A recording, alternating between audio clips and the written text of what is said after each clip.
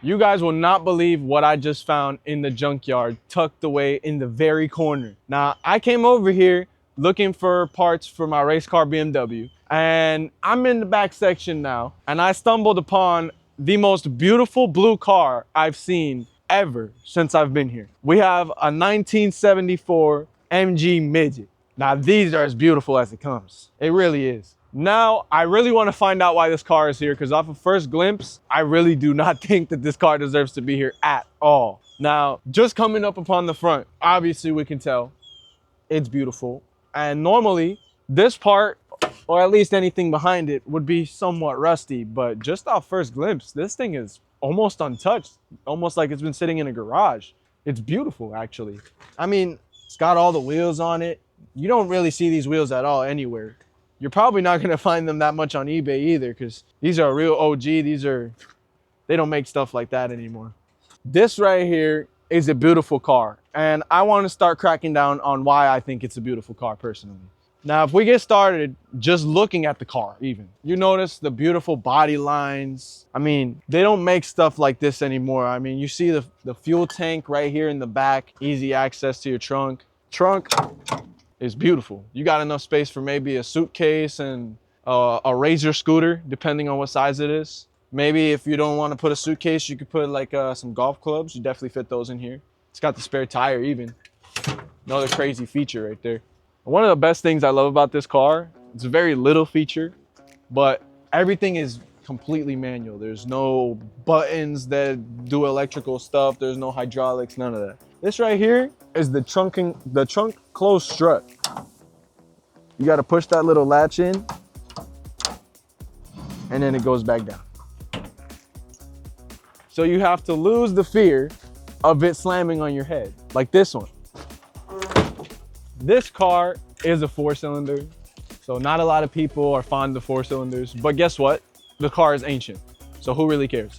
At the end of the day, this car is so old that it has only 65 horsepower. Now, I know in today's day and age, you're thinking, wow, my lawnmower has that much. You're wrong. This thing's better than your lawnmower. Let me tell you why. 65 horsepower in this car still puts 120 on your dash back in the 70s. Now, that's still 65 horsepower we're talking about. 4-cylinder, that's a 1.3.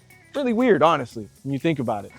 You don't really think much of a car this small with only 65 horsepower going fast. And it's not that fast, to be honest. But speed is not the point in this car. It is definitely about the class, the features of the vehicle. I mean, look at this. These seats at a point in time, they were beautiful. They still are, honestly. They're still in one piece. They just need to be cleaned. And in reality, this car doesn't have any rust at all. With the 4-speed manual transmission attached to it, it's beautiful, honestly. This little window right here, that's cool. Even if I have a convertible, it's cool to have little side windows like that. Every little body line and feature on the vehicle is just so detailed. It's like they actually put some thought into these cars when they were being made. Unfortunately, they don't do much of that anymore. We get mass production in factories now. Stuff like this, it was handmade. Pretty crazy to think about. Somebody hand built this. Look at this, the hood. Not a single follicle of rust on this hood. This car is immaculate. It does not deserve to be in here. But now we are taking a look at the 1.3 liter, 65 horsepower, 4-cylinder engine. Now, I'm not gonna lie, I've seen loaves of bread longer than this, but that's okay, because it's not about speed and it's not about how big your engine is, especially back in the 70s. It was about fuel efficiency and looking good. And I'd say personally, if you were in this car, you look pretty good, man. Another one of those hood latch. One of my favorite features about the car is that it's so simply put together. If you were to buy the vehicle, it would be extremely easy to work on. Everything is so accessible. The car is so small. Dare I say, it's probably smaller than a Miata, but what do I know? I want to know what you guys know about this car. Do you guys know about MG Midgets? And do you like them? Guys, This is a 1974 car. And I just want you guys to remember that. I know not a lot of you guys know a lot about cars this old, or some of you don't even care at that, but this is a piece of history right here. This is not even an American car at that. This car was there for the war.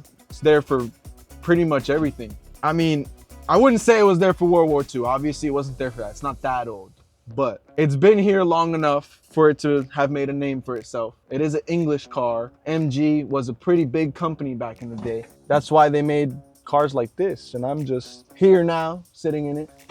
I love it, don't get me wrong, it's a bit torn down, but that's not my fault. I think I found all 4 speeds. Yep. Boom. 1, 2, 3, 4. Reverse. I'm not gonna lie, the shifter's a little bit stiff. It's a little bit stiff, but that's okay because the car is ancient. Now the dash is just beautiful, man. Got fan switches. Whatever this thing does probably resets this. You got the choke. You got your AC control here. Got more lights, switches and all that. I really like the way that they have this all laid out. So nice and simple. And just by sitting in here, I can tell there was not much of a steering wheel. That's pretty cool. Oh, the windows go down manually. I think I just found the rest of the dash. So this was the air conditioning, how it worked. It's pretty cool. Wow, that is an ancient cigarette lighter. That's pretty cool. You can tell how handmade the cars were, obviously. Like everything in here is just, it looks handmade. It looks hand done. It looks like they didn't miss out on anything. Even the dash, for being slightly cracked and, you know, ancient, it's still holding up really well. It's still all in one piece. And all 3 pedals are there. This is all stuff that I don't really expect from a car this old, especially at a junkyard. You can drive it with no windshield. Whoa, that's really cool. I thought only Jeeps did that.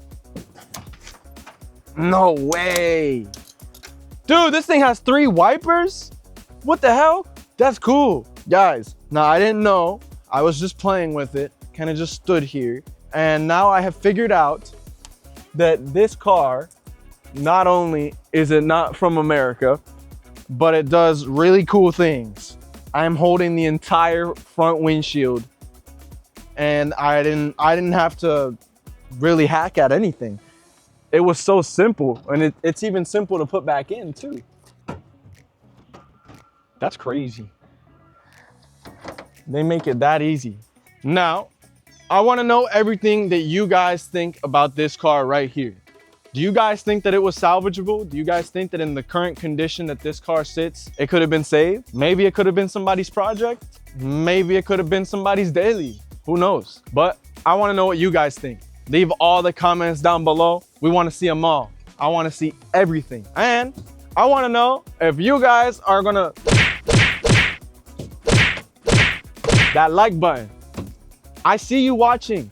You watch all the time. Smash that like button. We know you guys want to see more, and make sure to subscribe because you guys love seeing cars like this and you love junkyards. Peace out.